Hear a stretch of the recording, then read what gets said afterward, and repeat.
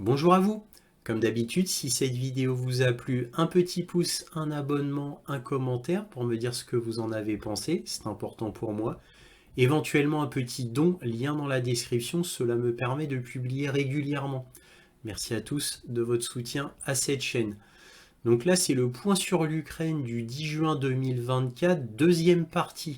La première partie ayant eu lieu samedi dernier. Donc je vous invite à ceux qui n'ont pas vu la première partie, à regarder ma vidéo de samedi. Donc là, de quoi va-t-on parler dans cette vidéo? Tout d'abord, parce que je le devais, c'est de vous parler brièvement de l'élection européenne qui vient de se passer, de vous donner mon avis. Alors, encore une fois, brièvement, deux surprises me concernant. La première surprise, c'est que le résultat des votes colle si bien au sondage que l'on a eu pendant quelques temps. Alors, j'ai été étonné que les sondages soient si exacts au niveau des élections européennes. Alors là, bravo aux sondeurs. Et aussi, deuxième surprise, c'est le résultat de l'UPR et aussi des Patriotes. En gros, d'Asselineau et de Philippot. J'ai été très surpris. Là aussi, ça correspondait parfaitement au sondage. Tiens, tiens. Alors, je suis allé sur le site du ministère de l'Intérieur. Et qu'est-ce que j'ai vu? J'ai vu qu'Asselineau et Philippot avaient en gros 1%. Légèrement plus de 1%. Et grosse surprise, alors certainement évidemment les voix ont peut-être évolué, mais quand je suis allé sur le site du ministère de l'Intérieur, bon, en gros, Asselineau avait 78 000 voix et Philippot avait 71 000 voix. Alors ça m'a semblé très très très peu quand j'ai vu cela. Alors évidemment, encore une fois, je le répète, les voix, ils en ont eu plus à la toute fin, bien sûr, mais au moment T où j'ai regardé, c'était cela. Alors j'ai été extrêmement surpris, même s'ils en ont eu, allez, 200 000, admettons. Bon, déjà, je ne crois pas qu'ils aient atteint ce niveau-là, parce que ça aurait fait beaucoup en très peu de temps. Mais en imaginant 100 000, 200 000, ça me paraît hallucinant qu'ils aient eu si peu. Alors que, en 2019, je l'aurais compris, mais là, étant donné les scores qu'ils font sur Internet, sur YouTube, Facebook et autres, je suis plus qu'étonné, voire sceptique. Mais bon, les résultats sont là, malgré tout. Je ne peux pas dire s'il y a eu trafic ou non, ou si c'est comme ça que les Français ont véritablement voté. Mais c'est incroyable étant donné le nombre d'abonnés qu'ils ont. Et oui, cela voudrait dire que beaucoup de leurs abonnés n'ont pas voté pour Asselineau ou Philippot. Et on a bien entendu la dissolution surprise de Macron. Alors, on va voir ce que cela va donner. Moi, mon humble avis, c'est qu'il a fait cette dissolution pour dire aux Français, oh, regardez, je vous ai écouté, je fais une dissolution. Bon, c'est le RN qui va avoir vraiment son mot à dire. On va voir ce que cela donne, vous allez voir.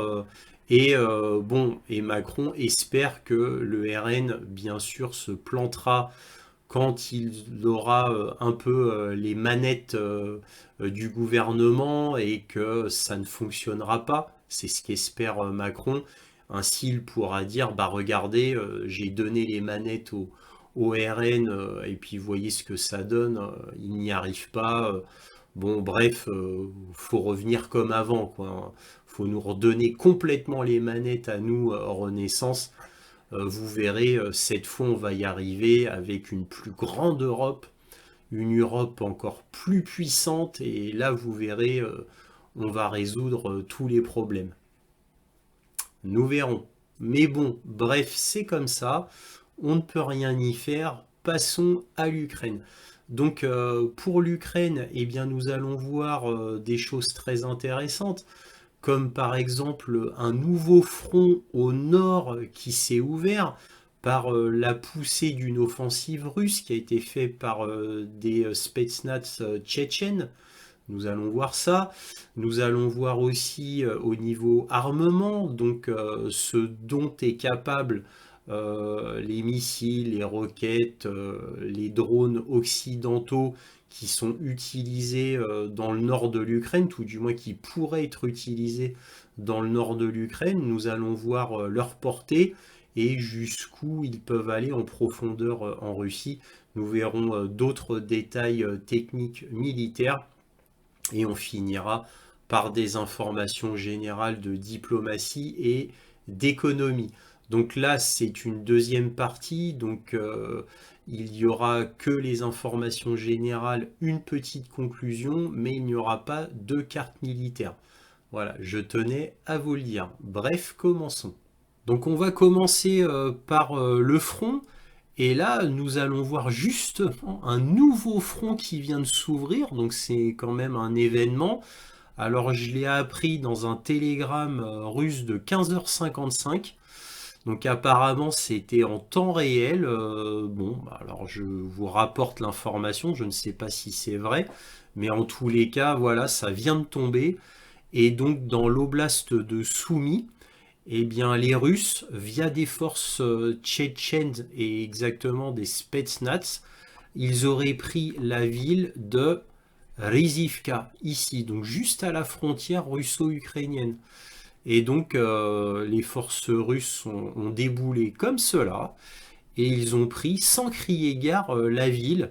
Alors, d'après ce que j'ai compris, c'est les forces étaient importantes, et ça a fonctionné comme une horloge suisse, donc apparemment de grands professionnels, c'est ce que j'ai lu des rapports russes Telegram. Alors je ne sais pas si c'est vrai ou faux, mais en tous les cas je vous le dis. Donc là je dézoome pour que vous voyez où ça se passe. Donc là il y a l'oblast de Tchernigov, ici, et là de Soumy. Le front dont je vous parle chaque semaine est ici, hein, c'est-à-dire le front qui est apparu au nord, dont je vous parle tous les samedis, est ici. Voilà. Et donc dans l'oblast de Kharkov. Donc là, c'est un nouveau front qui vient de s'ouvrir dans l'oblast de Soumy. Donc c'est très important, si l'information est vraie, mais apparemment, je n'ai pas de raison de douter. Donc voilà, donc c'était une information importante qui est un peu corroborée par un article de Ukrainska Pravda que l'on va voir immédiatement.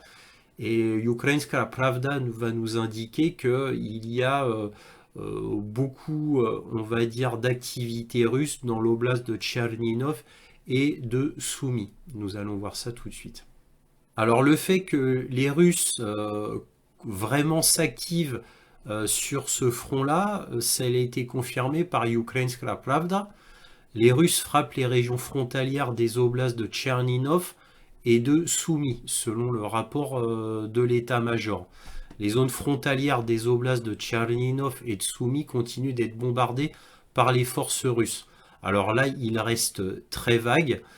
Alors bon, moi j'ai ces rapports russes qui confirmeraient qu'ils aient pris cette ville-là, qui n'est pas une toute petite ville, je tiens à le souligner, mais en tous les cas, si l'on en croit ces rapports, cela veut dire qu'un nouveau front s'est ouvert donc à l'ouest du premier front qui s'était ouvert dans l'oblast de Kharkov, donc là plus à l'ouest, au nord-ouest exactement, un nouveau front, et particulièrement là par les Tchétchènes. Nous verrons.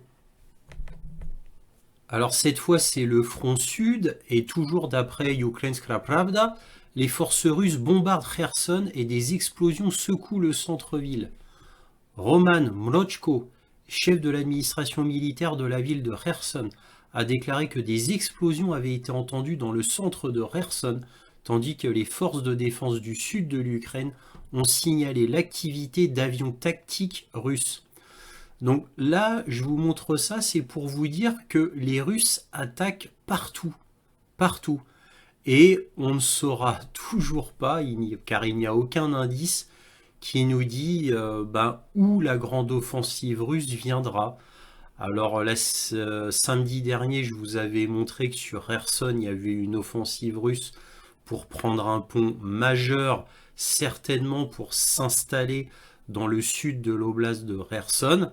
Mais là, je viens de vous dire aussi qu'il y a une offensive russe qui ouvre un nouveau front au nord, c'est-à-dire dans la région de Soumy. Donc les Russes font une stratégie qui fait qu'on ne sait pas du tout où ils vont faire leur grande attaque.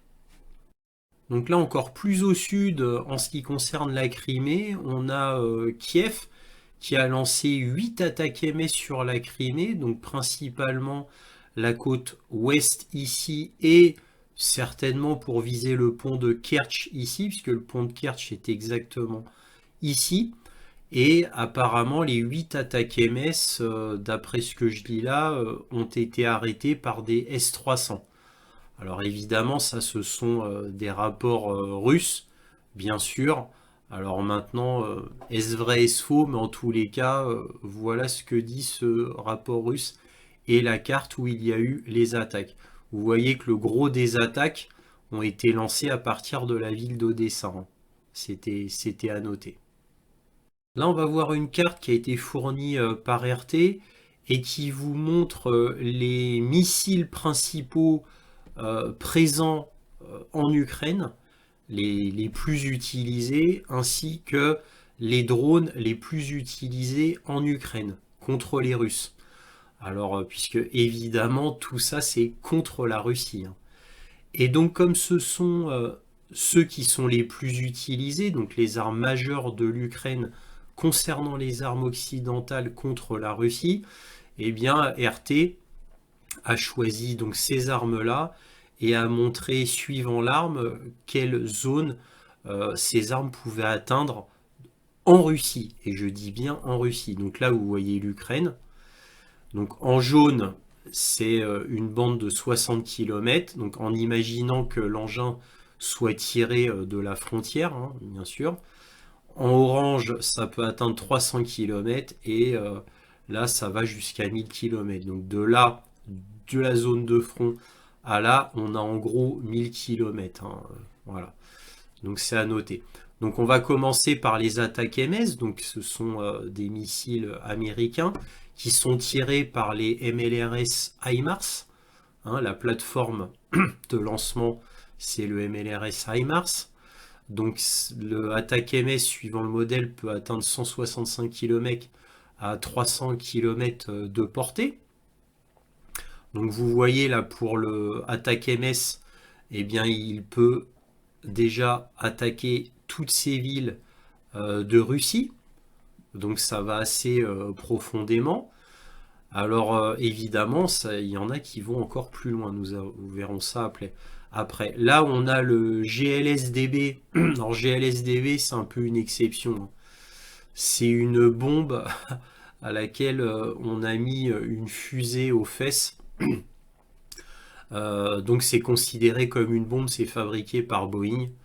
En réalité, pour moi, ça s'appelle une roquette, hein. Mais bon, bref, officiellement, c'est une bombe avec une fusée aux fesses. Voilà, donc 160 km, donc comme on peut le voir, ça peut taper la zone orange, hein. Voilà. Donc, et là, vous voyez la Crimée, hein. Donc dans la zone orange, il y a la Crimée.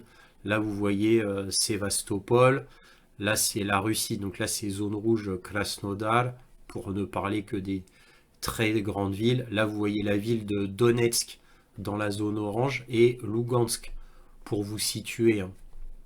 Ensuite, on a le AASM 250 Hammer, qui est une bombe planante française, qui, lâchée à haute altitude, peut avoir une portée de 60 km et même en réalité un maximum de 70 km. Donc ça veut dire que cette bombe lâchée pourrait taper la zone jaune que vous voyez là. Ensuite, on a le missile de croisière Storm Shadow ou Scalp, hein, suivant si c'est anglais ou français, qui a une portée de 300 km, donc la zone orange. Donc bon, je vais pas m'étaler sur le Storm Shadow Scalp, j'en ai parlé tellement de fois. Bref, je passe au prochain. Donc là, vous voyez un missile américain anti-radiation AGM-88B qui a une portée maximale de 80 km, donc qui est tiré via un avion, tout comme le missile de croisière Storm Shadow Scalp. Alors, c'est quoi un missile anti-radiation? C'est un missile conçu pour détruire les radars ennemis au sol. Voilà. Donc 80 km, donc en gros c'est la zone orange maximum. Ensuite on a donc les drones les plus utilisés par les Ukrainiens, donc un drone anglo-marocain Take-Ever qui peut aller jusqu'à 1000 km, donc là, donc il peut aller très loin, et un drone purement anglais, Banshee, 400 km. Donc ces drones-là font mal, hein.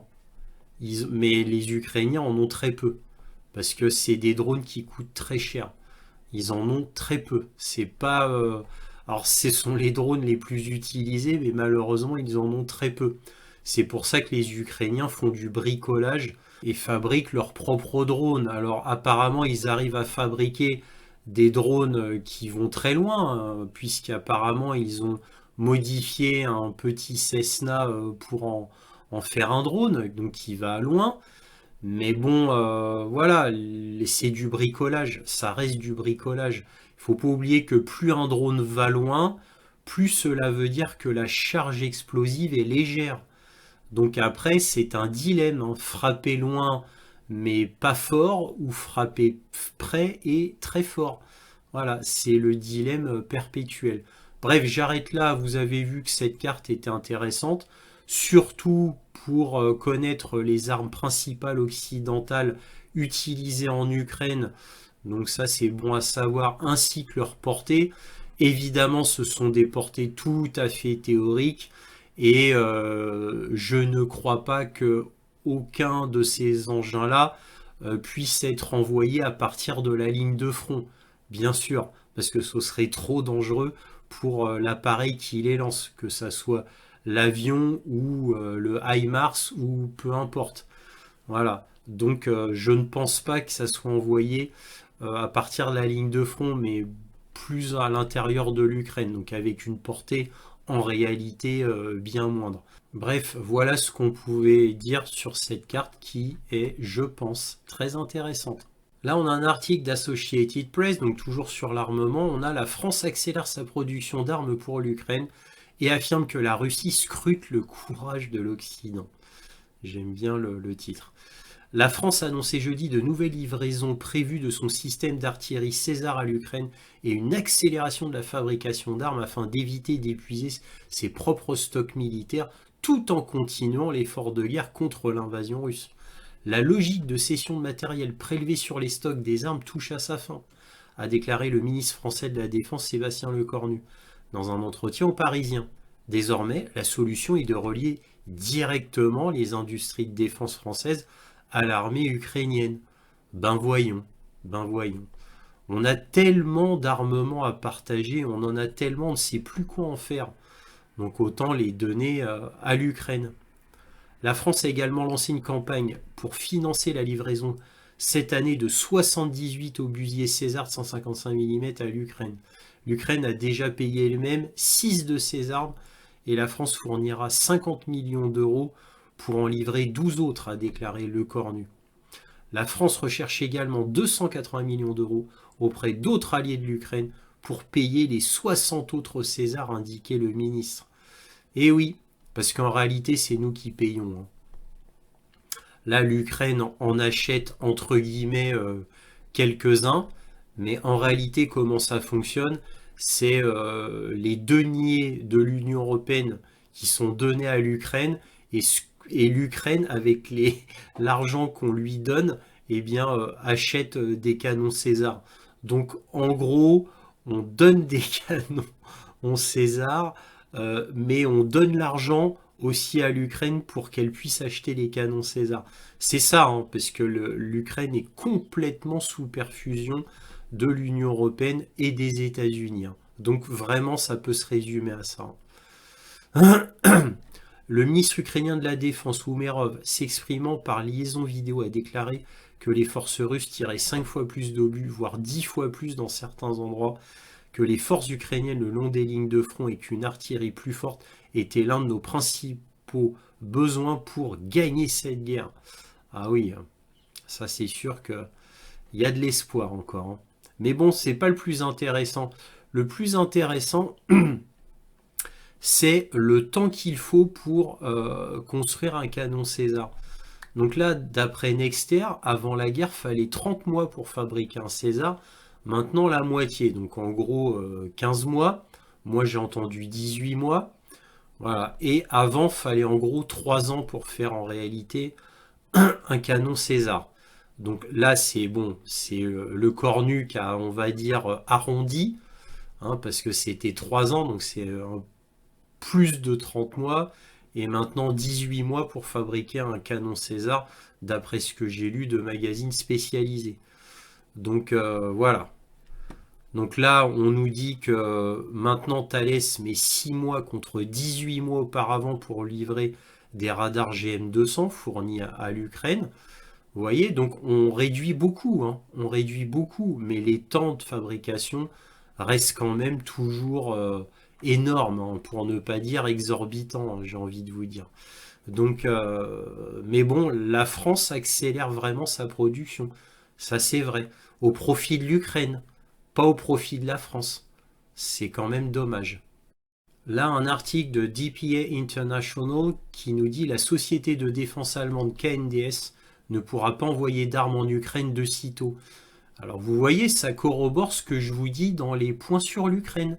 Et je vous l'ai encore dit samedi dernier, où je vous avais dit à plusieurs reprises d'ailleurs que l'Allemagne en réalité n'envoyait quasiment aucune arme à l'Ukraine. Donc ce dernier fait corrobore ce que je vous dis. Donc là, vous voyez le PDG de KNDS qui est Ralph Ketzel. Alors que lit-on, hein, on ne va pas tout lire non plus. L'entreprise de défense allemande KNDS affirme qu'elle n'est pas en mesure de livrer d'autres armes à l'Ukraine dans un avenir proche, selon son directeur général Ralph Ketzel. KNDS, anciennement Krauss Maffei Wegmann, fabrique des armes, dont les chars de combat Léopard 2 que l'Allemagne fournit à Kiev depuis début 2023. La capacité de livrer rapidement est désormais épuisée, a déclaré Ketzel au site en ligne web.de dans des propos publiés jeudi. Le problème, c'est que l'Allemagne annonce des livraisons, mais en réalité, il ne livre pas ou quasiment pas. Et là, la vérité tombe enfin, voilà. Là, tout cela pour dire que l'Allemagne, au niveau armement, est complètement épuisée. Là, nous avons un article de Ukrainska Pravda qui nous dit « Poutine envisage de se rendre en Corée du Nord selon un journal russe. Le dirigeant russe Vladimir Poutine prévoit de se rendre prochainement en Corée du Nord et au Vietnam, d'après le journal russe Vedomosti, citant une source diplomatique. » Bon, alors, est-ce vrai, est-ce faux, je ne le sais pas. Moi, j'avoue que je n'ai pas entendu ça dans les rapports que je lis. Mais bon, après tout, bon, Ukrainska Pravda, on va les croire. Bon, si jamais c'est vrai cette information, bah, cela va resserrer bien entendu les liens entre la Russie et la Corée du Nord. Et effectivement, c'est vrai, moi-même j'avais oublié le Vietnam, qui est une étoile montante concernant l'économie. Le Vietnam, économiquement, s'en sort de mieux en mieux. Et donc le fait que le Vietnam ait toujours eu des liens avec la Russie, eh bien là, cela a toute son importance. Et vous notez que Vladimir Poutine ne néglige aucun allié. Parce que Corée du Nord, Vietnam, eh bien c'est malin pour récupérer toute l'aide possible. Donc effectivement, encore une fois, je le répète, Vladimir Poutine ne néglige aucun allié. Même les pays africains que les Occidentaux ont tendance à dédaigner, Et d'ailleurs, on en voit le résultat maintenant. Ce dédain occidental et même ce mépris occidental envers les pays africains, bah, ça finit par se retourner contre eux. Et quand les pays africains se sentent respectés, là de la part de Vladimir Poutine, eh bien, vous voyez ce que ça donne au niveau des liens Afrique-Russie. Hein, il suffit simplement de respecter son partenaire et d'essayer de faire des partenariats gagnant-gagnant et non pas des partenariats à l'américaine ou à l'occidentale, c'est-à-dire des partenariats asymétriques où c'est que pour l'avantage de l'Occident et jamais du pays africain. Voilà, et ça a duré trop longtemps comme cela, et c'est pour ça que la France, pour parler de la France, mais aussi des États-Unis qui sont très impliqués en Afrique, eh bien la France et les États-Unis ont été renvoyés dans leurs cordes par certains pays africains. Et eh bien oui, c'est ça quand on abuse et qu'on méprise trop longtemps un de ces pays-là, bah, au bout d'un moment, eh ben, cela revient en pleine face. Voilà. Et Vladimir Poutine profite de cela et il en profite à fond. Hein. Alors là, d'après le journal The Washington Post, on a Zelensky vient en Asie et gronde la Chine. Le président ukrainien tente d'impliquer les dirigeants asiatiques dans un projet diplomatique plus vaste.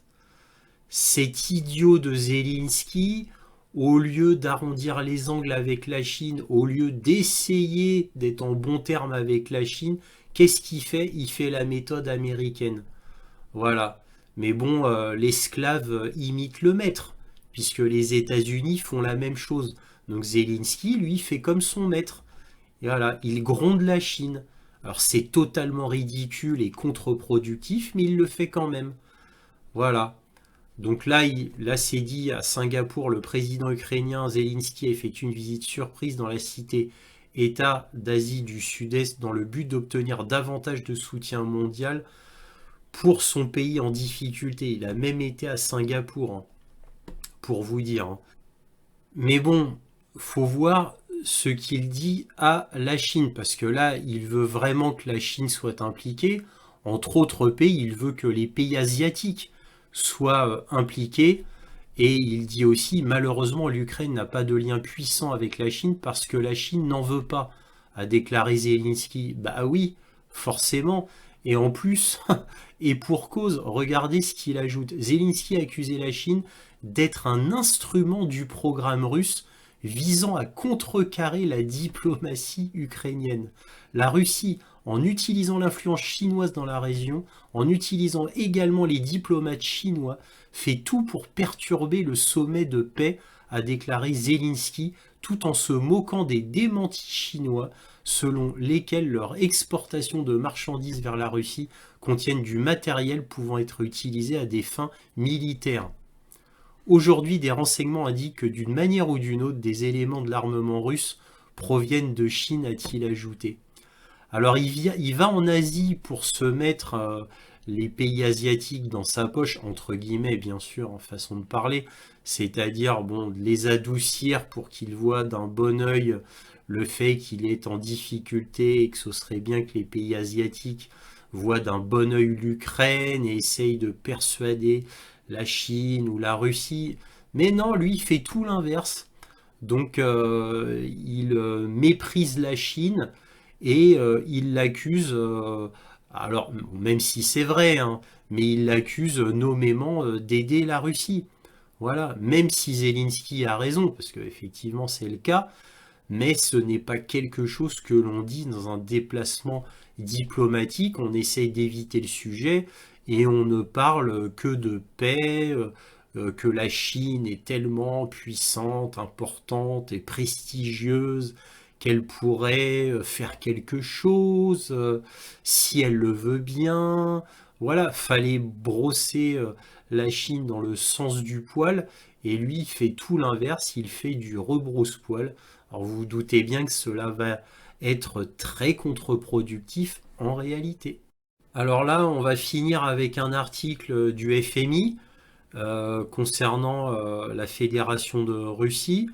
Et là, on peut voir en un coup d'œil, de manière intéressante, on a donc la croissance du PIB réel. Donc ça, c'est les chiffres d'avril 2024 qui est de 3,2% avec éventuellement 3,5% si on va dans les détails de l'article. Mais bon, là, la moyenne est de 3,2% attesté réel avec un taux d'inflation de 6,9%. Bon, malgré tout, il y a un taux directeur qui oscille entre 14 et 16% en ce moment. Tout ça pour essayer de limiter l'inflation. Alors ça reste un taux directeur qui est quand même élevé, hein, bien entendu.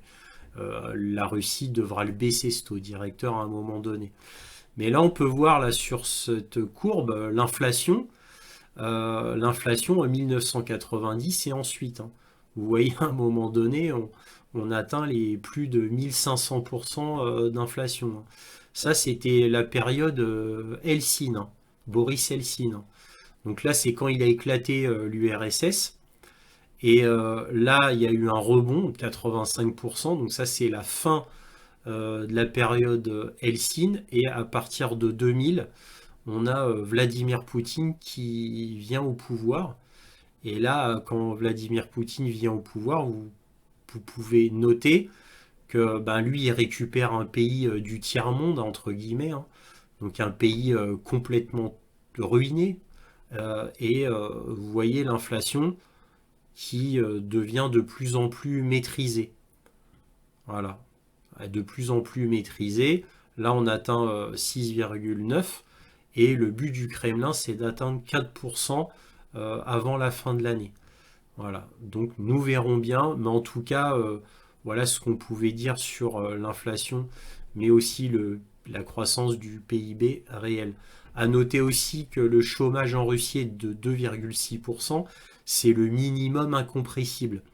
Alors évidemment, cela peut paraître génial. Alors oui, c'est génial pour un pays d'avoir effectivement, et j'insiste, effectivement, plus de chômage, mais le fait que tout le monde ait un emploi est problématique, puisque la Russie s'industrialisant en permanence, hyper industrialisant même pourrait-on dire, eh bien la Russie manque de main-d'œuvre, puisque tout le monde a déjà un emploi, entre guillemets.